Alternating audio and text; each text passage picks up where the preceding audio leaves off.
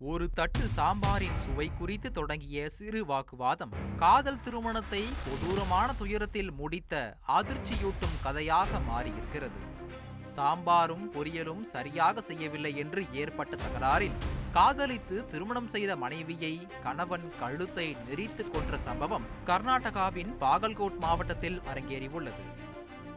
அந்த மாவட்டத்தில் முதோல் தாலுகாவில் உள்ள முகல்கோட் கிராமத்தில் வசித்து வந்த வீரப்பா பூஜாரி, பெல்காம் மாவட்டம் சிக்கோடி தாலுகாவில் வடகோல் கிராமத்தைச் சேர்ந்த சாக்ஷிதாவை காதலித்து இருவரும் வீட்டை விட்டு ஓடி போய் திருமணம் செய்து கொண்டனர்.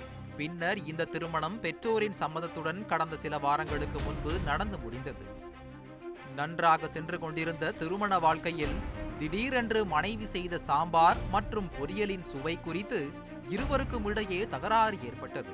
இந்த சண்டை மிக மோசமாகி இரவு 2 மணி அளவில் வீரப்பா தனது மனைவியின் மீது ஏறி அமர்ந்து பின்னர் கழுத்தை நெரித்து கொடூரமாக கொன்றார்.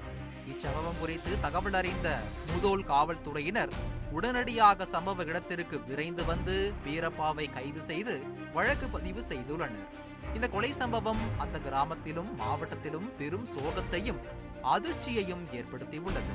இந்த சம்பவம் உறவுகளில் பொறுமையும் புரிந்துணர்வும் எவ்வளவு முக்கியம் என்பதை எடுத்து காட்டுகிறது.